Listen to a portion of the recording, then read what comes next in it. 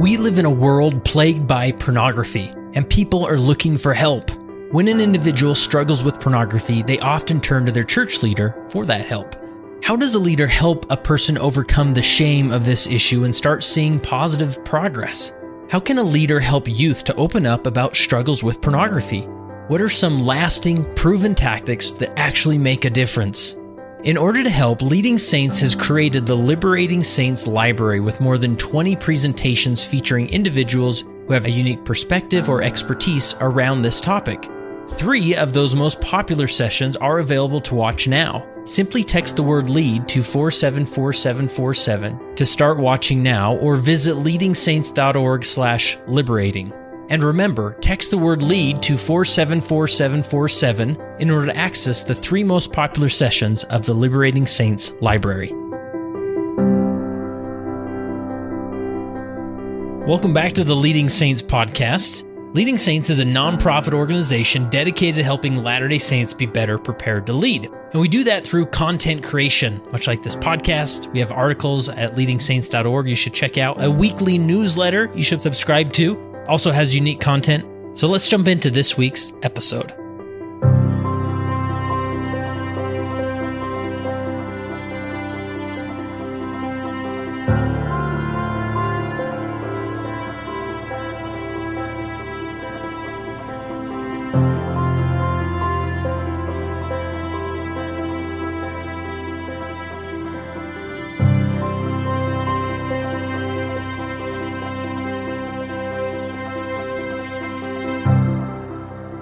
Hey everyone, this is Francom with Leading Saints, and in this episode, it's just me. It's a solo episode, a monologue, if you will, and I'm excited to share with you some thoughts all around the concept of church culture. What is this thing we always talk about, church culture? Now, some of my thoughts and feelings around this, as I do solo episodes here and there, often come from the newsletter. And if you're not subscribed to the newsletter, it is a great resource. In fact, I literally just got this message just a few minutes before starting today.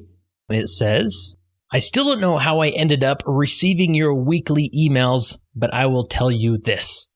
I've never looked forward with so much energy and excitement to get an email until I read the very first one I received from you guys, which was about 4 months ago. My faith and testimony have grown 10 times more, or so I feel, ever since. And the best part is that it keeps growing, and I am confident more than I have ever been in my 35 years of life. I cannot thank you enough for opening my eyes and ears and heart to the full circle of love, the Savior's way."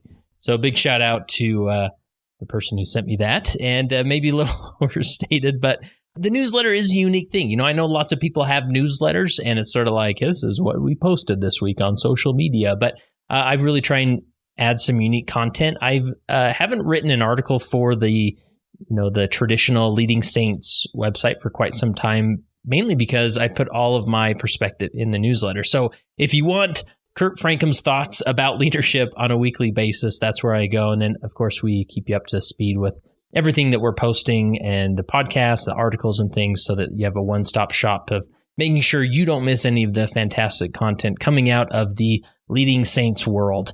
And so what I find sometimes is I'll start and I'll get an idea for a newsletter. And these newsletters aren't overly formulated. I don't know what the right word is, but I don't sit and study and research and write these articles. It's literally me thinking, there's this concept that I am thinking about. I'm going to sit down and I'm going to just pound it out on my keyboard and see where it goes from there. And then if you're lucky, I have somebody that reviews it just for, a good copy edit.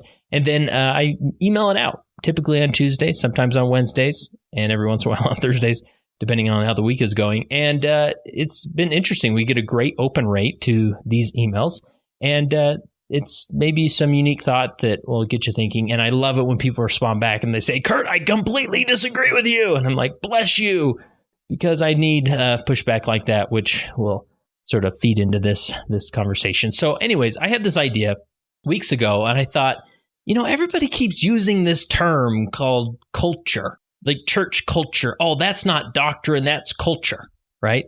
As if we're obsessed about yogurt or something. All right, bad dad joke. But this is something you'll hear a lot on social media, in our faith community, that, the doctrine isn't the problem, it's the culture. And for all intents and purposes, yeah, I agree with that. But culture's become sort of this elephant in the room, or this monster that's over in the corner. And it's sometimes we talk about it like, oh, there it is. Yeah, that's not church doctrine. That's our friend culture over there. Like, that's the culture monster in the corner, right? And this comes up every once in a while. Maybe somebody's having a hard time, and so you want to encourage them by saying, no, that's not doctrine, that's culture, right? But as this monster is in the corner of our faith community, rarely do we sit back and say, hey, wait a minute, can I just ask a question? How on earth did that culture monster even get there? Like, why is it there, right? Because it is, like, culture can be a very positive thing, but left to its own devices, it grows wild, and it is not helpful, and it can really cause a lot of grief in the lives, even pushing people away from our community, away from our church. And so I want to take the opportunity, and this is what I did in this series of newsletters, is I sat down and I thought to myself, all right, if somebody came to me and said, yes, we know culture, negative church culture exists, but why is it there? And at first I thought, there's two reasons. I found it. Two reasons why that is. And then I wrote those up, and then I thought, no, actually there's a third. And then I thought of a fourth, and then I thought of a fifth. And there's probably a sixth out there that you'll think of, and you'll email me and tell me what the sixth one is, because I don't claim to have all the answers. But from my experience and my thinking and pondering, I came up with 5 reasons of church culture, which I'll talk about here. But let me back up a little bit first, because reflecting back on this issue of always labeling things as, oh, that's church culture, right? If it's something negative in our culture, oh, that's just church culture. That's no good. The problem is that the term is very nuanced, and it can be defined so differently for so many people. But the biggest problem is it creates this judgment loop. And let me give you an example of what I mean by that. I was listening to just a random podcast. It was Latter-day Saint related, and they were interviewing this convert woman who was very opinionated, all right, to say the least. And she was talking about her experience in Utah. And us Utahns get this a lot. And I agree, that's, there's some culture issues here for sure, to say the least. But she was saying things like, there's so much judgment in Utah culture and in the church culture. There's just too much judgment. There's people worrying about what you're wearing and how many earrings you have and on, right? Now, all these statements are probably true to some extent, especially in her experience. I'm not disputing that. But there's this judgment loop that happens. We complain about people judging, and in the same breath of doing that, we're now judging other people, right? We're judging the people who maybe are judging. And even me stating this, I mean, this is the irony of it. I'm sort of judging that woman that I heard on the podcast that, you shouldn't judge like that. I'm now judging you for judging, right? So there's this judgment loop. When we simplify it to only church culture, it creates this judgment loop that isn't helpful. And so we need to step back and say, okay, why is that monster in the corner? Why is this church culture there? And so let's go through these 5 reasons. And these are for, obviously, this is the Leading Saints podcast. We're going to put a lot of these in the context of leadership, but that doesn't necessarily mean that only leaders should be listening to this or only leaders can make a difference. Any member of our community, of our religious community, any member of a ward can have influence, right? Go back and listen to the last solo episode I did about aspiring.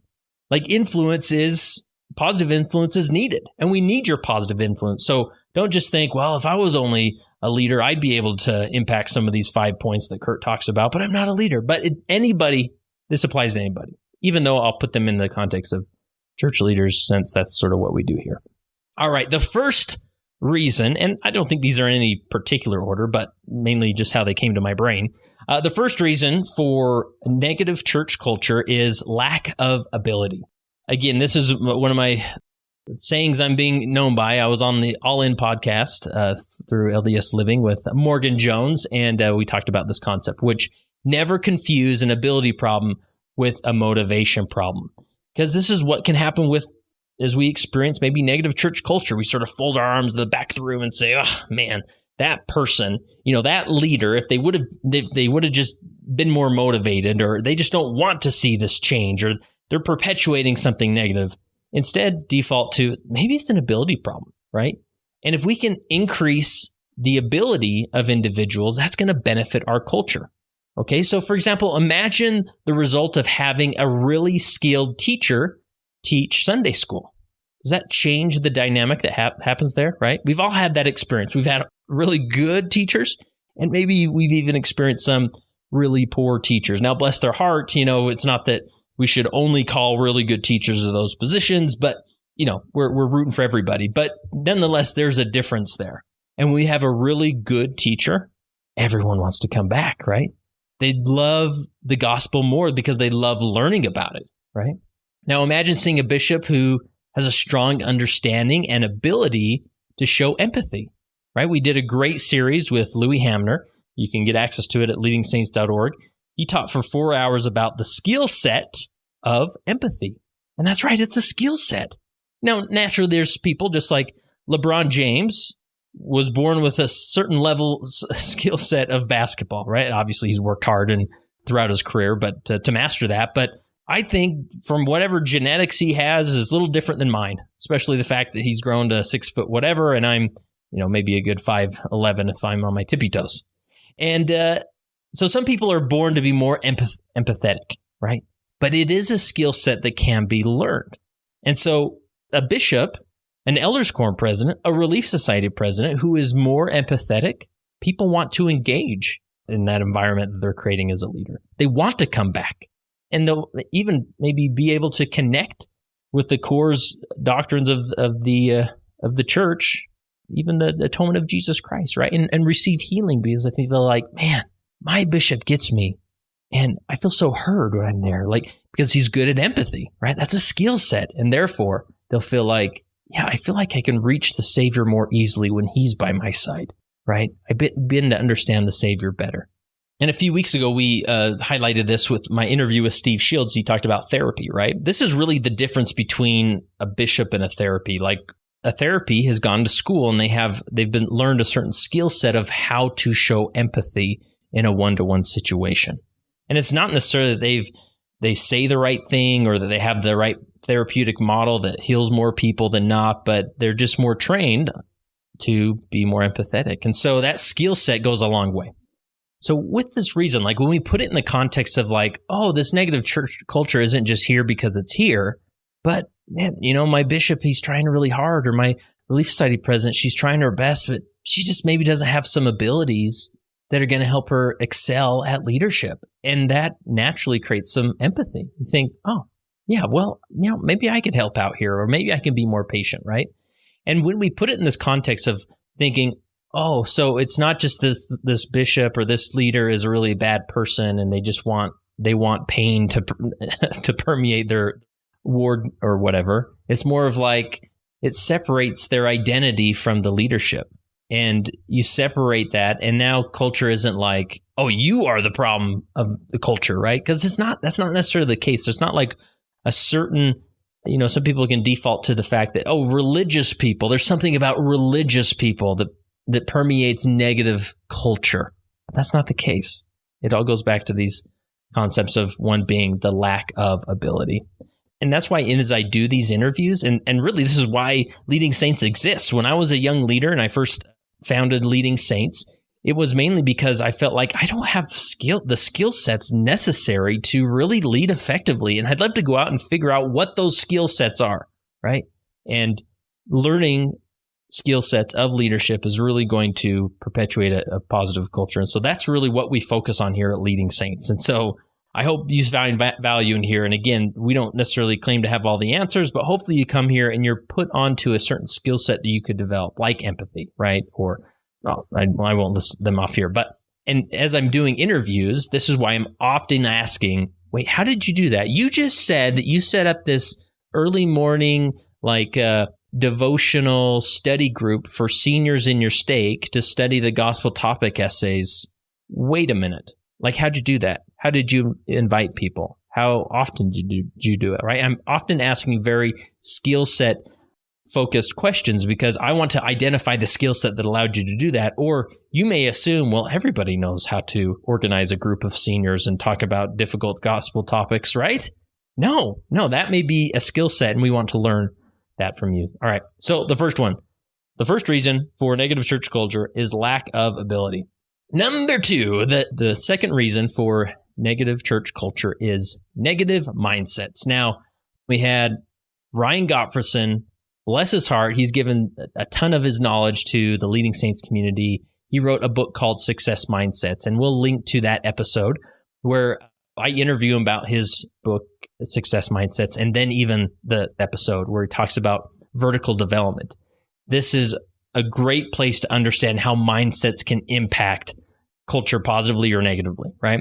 And he explains that our mindset is basically the lens in which we see the world. And that can be impacted by so many different things, whether your DNA, where you were raised, how you were raised, all sorts of things, right? Impact how you see the world. And we can be proactive in being in adjusting how we see the world to be maybe a more growth mindset or open mindset. And he talks about these 4 different types of mindsets. I won't go into them here, but I would encourage you to go check out that interview about mindsets and read his book. I mean, phenomenal book, Success Mindsets. And so when we have, and you'll see this in a leadership transition, when maybe a bishop is released and a new one comes in, that new bishop is a new person, right? It's not the same guy that was the bishop before. And so he's going to have a different set of mindsets, good or bad, but he's seeing the world through a different lens. Maybe he's a convert and the previous bishop wasn't. And so he's going to see certain things differently because he has a different lens. And so Ryan's research has revealed that leaders, whether it's bishops, Relief Society presidents, Elders Quorum presidents, leaders with different mindsets have mental wiring that dispose them to operate differently. Specifically, leaders with a fixed mindset are more inclined to be more judgmental and less developmental than those with a growth mindset. Leaders with closed mindsets are less willing to listen and validate the ideas and suggestions of others compared to those with an open mindset, right? And when leaders have more of an open mindset, or even members in a ward, when more and more people have an open mindset to different ideas, that's naturally going to produce the byproduct of psychological safety. And the more psychological safety we have, this roots out negative culture. Everybody wants to be part of a group where they're psychologically safe, where they can share their thoughts, opinions, and ideas without pushback or without being dismissed or minimized. Okay? Leaders with a prevention mindset create an environment that is less engaging than those with a promotional mindset. Leaders with an inward mindset are more inclined to operate with an authoritative leadership style and less inclined to operate as a servant leader compared to those with an outward mindset who are always maybe more empathetic and open to what's happening to people around them rather than what's happening to themselves. All right, so what does all that mean exactly? Let me give you some examples. If you remember back to the Louis Hamner episode, I interviewed him about his time as a bishop, and he had a youth that came to him and also told the family that he had no plans of serving a mission, okay? And he told this to the bishop, which was Louis, right? Now, Louis is somebody who's very focused on a growth mindset, open mindset type of leadership. And so a more closed leader would have said something like, oh, well, hey, listen, let's make sure we run through all the benefits of why you should serve a mission. And, the prophet sort of asked us to serve a mission, so we probably should follow the prophet and do these things, right? But instead, since Louis came from a growth mindset, he said, well, do you still want to spiritually progress? Man, what a phenomenal growth mindset question. And the youth said, yeah, I do. And he said, great. Let's put the idea of a mission aside and focus on just helping you spiritually progress. And what does that look like, right? Some more examples of this, of maybe a closed mindset, and one that comes up a lot, especially in the context of leadership, is, and you've heard me talk about it before, is the unwritten order of things. Now, this comes from a talk that Elder Packer gave back, I want to say 1996 at BYU. He gave this talk called The Unwritten Order of Things. And the basic premise is that there's a certain way of doing things in the church or leading in the church, and even though those things aren't written down, we should probably do them. Well, this talk has sort of been used and abused in so many ways that when there's a certain policy, or maybe a stake president 20 years ago liked doing it a certain way, many people begin to think that there's this unwritten order of things.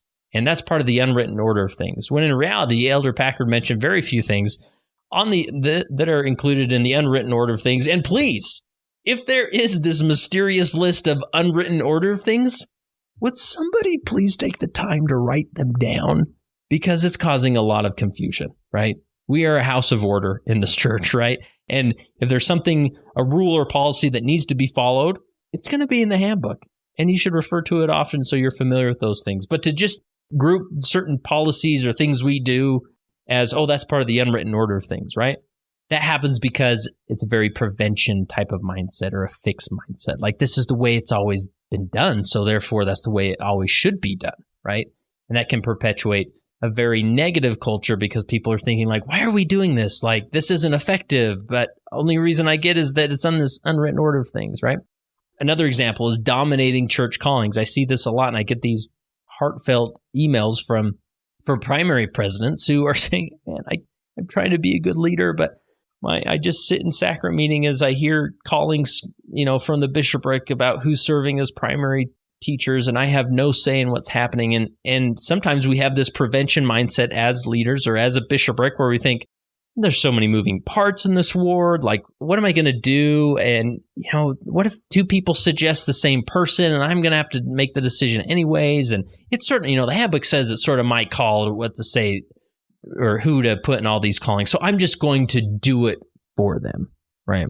That's a very closed mindset because you're removing that opportunity of personal revelation, from these organizational leaders and whatnot, right? So sort of taking control, that can be a very closed mindset, okay? Sometimes people obsess on the handbook, right? And of course, we should turn to the handbook. We should follow, we should be familiar with it. But sometimes it gets to the point where people make suggestions or have ideas that aren't necessarily against the handbook, but they're also not found in the handbook. So therefore, maybe we shouldn't do them, because if we should do them, then the handbook price says we should do them, right? To become very handbook obsessed that can create a closed mindset and lead us astray and lead us towards a negative church culture. All right, so we've talked about the lack of ability and mindsets. Closed mindsets lead to, or fixed mindsets can lead to negative church culture. All right, the third one of reasons why negative church culture happens is misunderstanding doctrine. Now, I'm not a doctrinal scholar, and you probably aren't either. I'm sure I have certain beliefs in the gospel that I've learned or come to my own conclusions that are probably wrong, right? I don't claim to have it all figured out, but I do my best, and I let people know that I don't know it all. And so maybe I'm wrong some places, but there is this sometimes a perpetuation of certain doctrines that are false. And when we sort of embrace them as true, it can lead to negative church culture. And let me give you an example of this. I'm actually in the process of finishing off a manuscript, and I share this story in the manuscript. So let me read from that manuscript the story about Sarah Edwards, and you can kind of see how false doctrine can lead to negative church culture. Sarah Edwards was the wife of a bitter Puritan preacher in the mid-1700s named Jonathan Edwards. Jonathan Edwards was not known as an encouraging preacher full of hope and grace. He tended to scare people into the belief by articulating the horror of damnation. "O sinner, consider the fearful danger you are in. It is a great furnace of wrath, a wide and bottomless pit full of the fire of wrath, that you are held over in the hand of that God, whose wrath is provoked and incensed as much against you as against many of the damned in hell." He goes on to say, "The God that holds you over the pit of hell, much as one holds a spider or something loathsome insect over the fire, abhors you and is dreadfully provoked.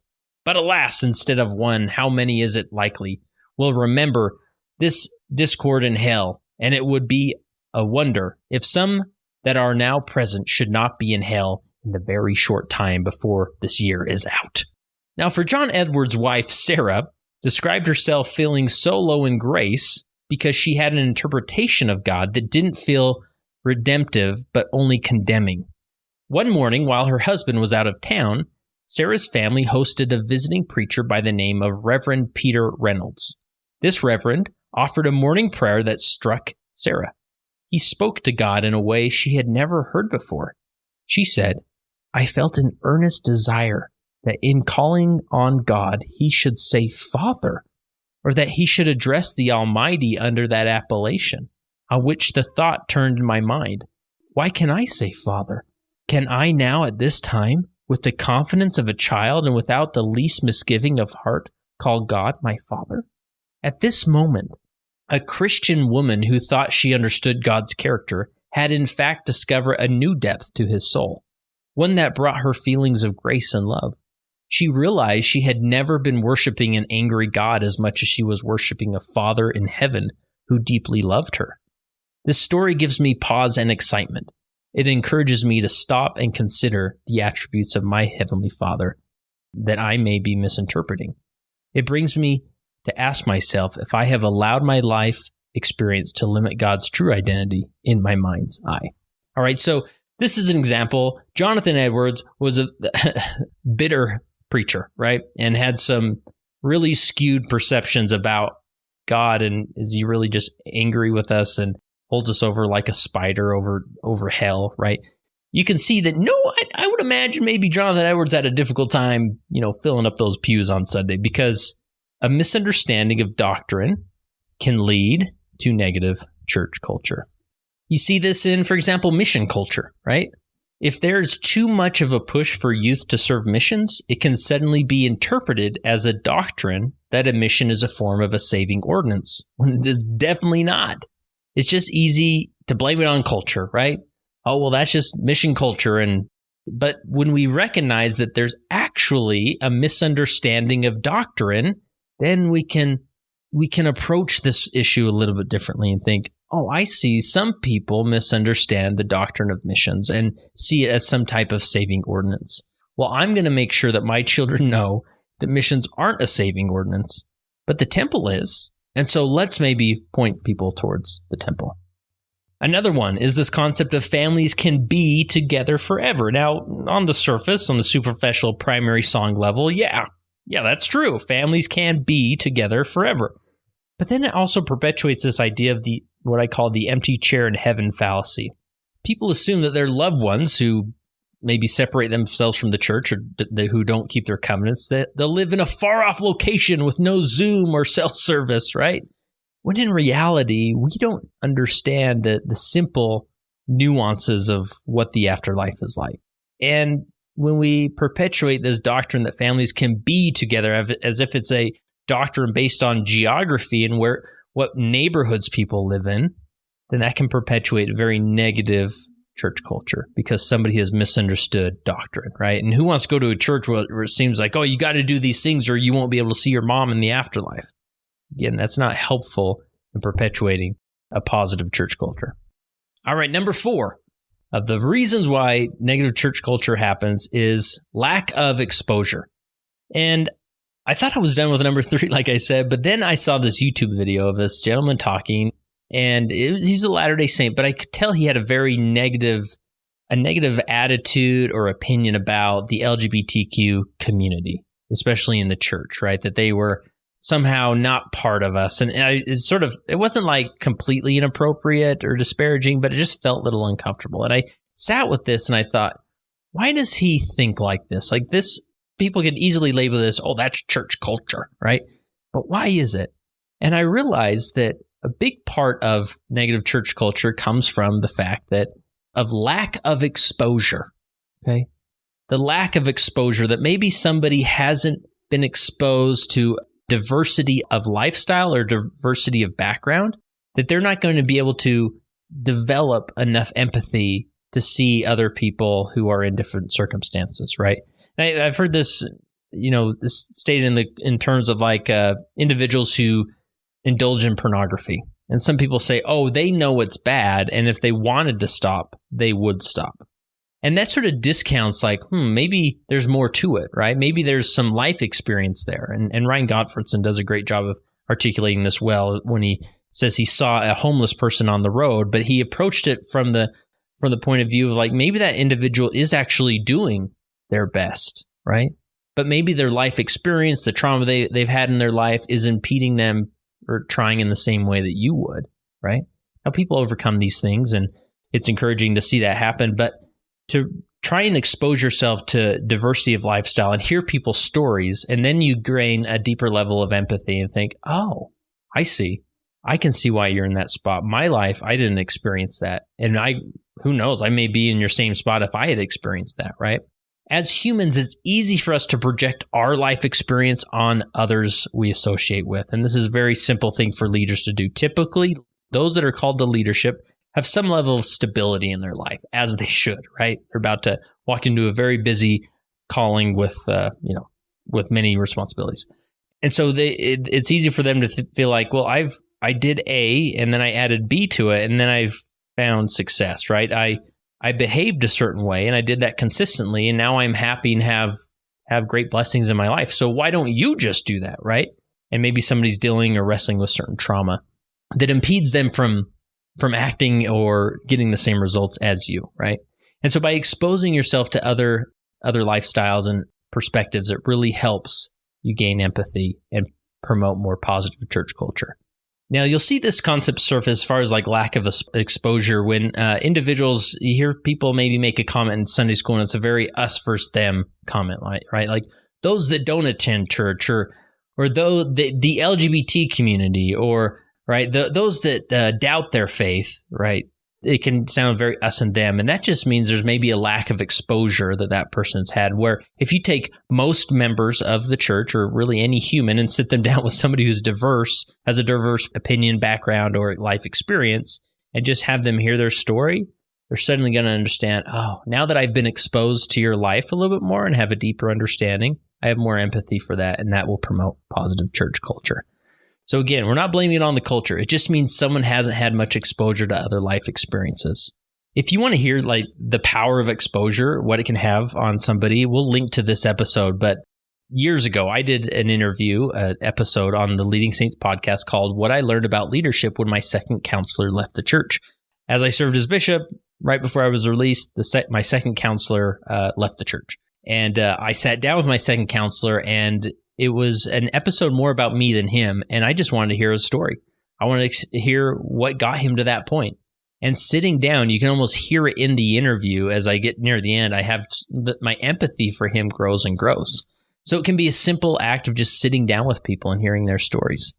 In my own life, I have felt blessed to be associated with individuals who have non-traditional gospel experiences, including those who experience same-sex attraction, those who have experienced awful trauma, those who've stepped away from the gospel completely, and so many other life experiences that are different than mine. And as I've been exposed to their stories, I've gained a deeper level of empathy as to not to judge them, but rather to pray for them more deeply. Seeking exposure to diverse backgrounds is not a passive exercise. This is what makes it so difficult and why perpetuating positive culture is so difficult. This is a very proactive effort, okay? So for example, I sit on the board of directors of North Star, a phenomenal organization, community to help Latter-day Saints, especially those in the LGBTQ community, to find community in the church, a community of individuals who are striving to maintain their covenants in the context of the Church of Jesus Christ of Latter-day Saints. It is a remarkable organization. Every year, they have a conference, and every year I go. And every year at that conference, they have leadership sessions. And these leadership sessions are made completely free to any member of a ward council and their counselors. Okay? And I am just baffled. I mean, some great people come and it keeps growing every year, but why is they're not standing room only? This is an ideal opportunity for individuals to gain exposure of LGBTQ Latter-day Saints and to sit with them, hear their stories, learn more about that, right? And then to come back to a ward and say, hey, I'm the bishop and I was just at this conference and I've learned something about the LGBTQ experience. I don't understand it completely, but I'm striving to learn and expose myself to this. And so if anybody ever wants to talk about that, I feel like I'm in a better place to do that. Not that I'm going to say everything right, but I'm in a better place to do that. You can see how that perspective is going to stimulate positive church culture because you've been exposed to diversity of background. So here's a few other ideas of how to seek out exposure to diverse backgrounds. When somebody leaves the church, ask to hear their stories. I love David Ostler's book. I've interviewed him and promoted that book. You should definitely check it out. It's called Bridges by David Ostler. And he talks about the story of sitting down with somebody and saying, tell me your story. Why did you leave the church? Right? And so many people returned and replied, nobody's ever asked me that. It means so much that you would ask me that. Right? So when somebody leaves the church, maybe look for an opportunity to sit down with them and say, hey, just tell me your story. I'm not here to change your mind, but tell me what journey you've been on and what led you to this point, right? Again, more exposure. Do you have a gay neighbor? Have you ever walked over there and said, hey, I know I'm the elders court president, but I'm not here to talk church. I just want to hear your story. I hear you served a mission. What was that like? And then what happened after that? What led you to this point? Are you happy? Like, what does that look like? Tell me about your significant other or, whatever it is. And you're gaining a perspective of that. Recovering addicts.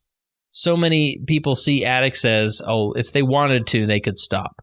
But I guarantee you there's a deeper story of trauma in their life when they're striving so hard to stop and they just can't seem to stop. One effort we're making in my own home ward, and I've done in past wards, is we're making effort to share each other's stories. Typically, what happens in a ward is a new couple moves in and you think, great, hey, why don't we have you two speak in sacrament meeting, right? And could you be sure to maybe take 5 minutes and just tell us a little about yourself in sacrament meeting, right?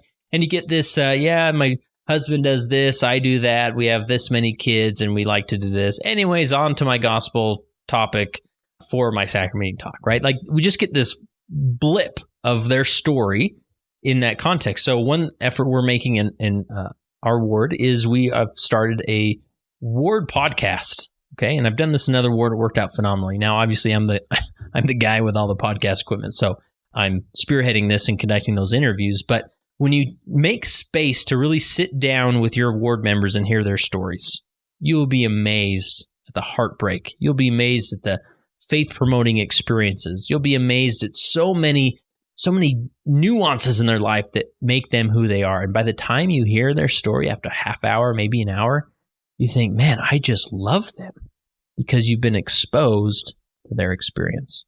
All right, number 5, the 5th reason for negative church culture is lack of self-awareness. Now, before I go on, this is sort of embarrassing, but I know you think I can't see you right now because you're listening to a podcast, but you actually have some spinach in your teeth. Now, how many of you actually, your tongue went over your teeth just to make sure that you didn't have spinach in your teeth? I have no idea. But we've all been there, right? We've all discovered we have spinach in our teeth at one time or not. And the same thing happens in culture. We have spinach in our teeth at times, and we can't see it because we don't have self-awareness. And oftentimes, we either have to walk up to somebody and say, do I have something in my teeth? Or we have to go into the bathroom and look in the mirror and think, oh my goodness, I do have spinach in my teeth. You can't effectively lead until you know how you lead, right? You can't effectively lead until you know the type of leader you are. When we fail to take the time to be self-aware or step out of our own skin and try to take on others' perspectives, we begin to live in an imaginary world. If we're not taking the time to expose ourselves to not only others' experiences, but expose ourselves to their experience of us, then we won't be able to lead effectively. You may think, and I remember these feelings, you're the bishop, you show up, like, you feel like, everybody seems to like me, like I must be doing a good job, I'm doing this and that, and I'm shaking hands and smiling, and people seem to like me. But have you asked them, or have you sat down with your ward councils that, okay, I've got to be missing something. What am I missing? Begin to gain a deeper understanding of yourself and how people are perceiving you. So let me ask you a few questions about the organizations you lead. Do those you lead understand why you do what you do as a leader? Are your Sunday classes a safe place for anyone to speak up about difficult topics? If someone disagrees with you, would they come tell you, you think? Or why do some people choose not to engage in your organization? Why are some people just don't come to church? Are you easy to approach? Even though you say you have an open door policy, are you really that easy to approach? And really, you may have an answer for all these questions, but how do you know? How do you really know that people are perceiving you the same way that you perceive yourself? We are constantly making assumptions which influence the reality that we see, our perceived reality. And once you are more self-aware, you see the reality, which is actually reality, and you can actually do something with that, right? You can't improve culture until you understand what is stuck in your organization's teeth or what's stuck in your teeth. And you can't understand what's stuck in your teeth until you attempt to understand others' perspectives. Self-awareness is a constant pursuit, just like exposure. You have to be proactive, asking for disagreement. I remember clearly stating that as a bishop to my counselor, saying, I beg you to disagree with me. If you disagree with me, I would love it. I want to hear you disagree with me in my meetings, right?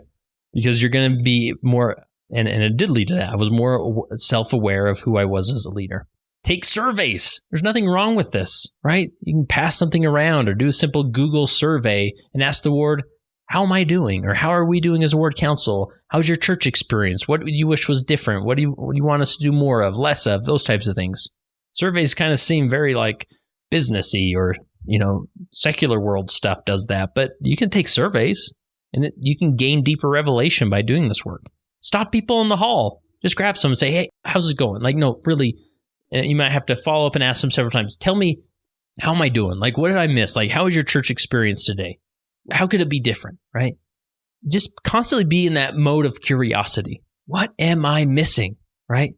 A bishop and a ward council be constantly banging this drum. What am I missing?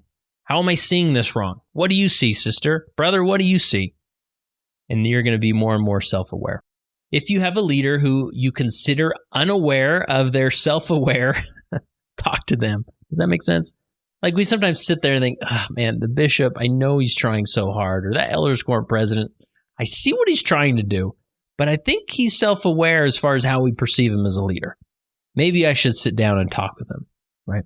Like if somebody had a perspective of me as a leader, of something I could do different or change, I would be so offended if they didn't come and talk to me about it or bring it up or find a quiet place to talk with me one-on-one and say, hey, Bishop, listen, I see what you're trying to do there, but this is how it's coming across. And so I may be wrong, but maybe just something to think about there. And maybe you could ask a few other people about that question or about that perception. And maybe I'm right, maybe I'm wrong, but that's how I'm perceiving it. Like that's really helpful information for a leader because we've all gotten to the end of the day and we look in the mirror and we think, oh no, I have spinach in my teeth.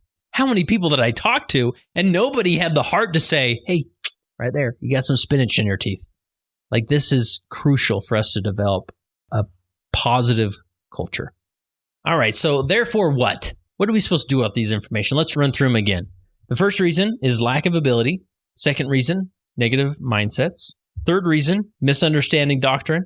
Fourth reason, lack of exposure. And fifth reason, lack of self-awareness. Now, what do we do with this? What a fantastic discussion to have with maybe your presidency that you're in. Say, hey, this crazy guy has a podcast in his basement and he came up with these 5 reasons for negative church culture. He's probably up in the night, little crazy pants, but let's talk about these and see if maybe there's something to this. Like maybe there's something we can improve or do differently. So let's go through these, right? So these are just some ideas I've come to. I'd love to hear if there's a 6th, a 7th, or an 8th reason for negative church culture. I would like to hear it. So email me at leadingsaints.org/contact. I'd love to hear your perspective on this, and maybe I can add to my own personal list. But this is the effort we need to make as far as negative church culture. We can't just label it as this church culture over there in the corner. I wish it wasn't here, but it's here. But start asking yourself, why is it here? What caused it to walk in this room, sit down, and make a place at home? And when we do that, we're going to stimulate positive culture. And culture is so helpful in effective leadership because it becomes a catalyst to so many efforts that you're doing. You can have so many dynamic, unique ideas as a leader, but if you don't have culture backing it up, you'll never gain the momentum to really have a significant impact in your organization. That concludes this episode of the Leading Saints podcast. We'd love to hear from you about your questions or thoughts or comments. You can either leave a comment on the post related to this episode at leadingsaints.org or go to leadingsaints.org/contact and send us your perspective or questions. If there's other episodes or topics you'd like to hear on the Leading Saints podcast, go to leadingsaints.org/contact and share with us the information there. And we would love for you to share this with any individual you think this would apply to, especially maybe individuals in your ward council or other leaders that you may know who would really appreciate the perspectives that we discussed. And remember, text the word LEAD to 474747 in order to access the 3 free sessions of the LGBT Saints Library.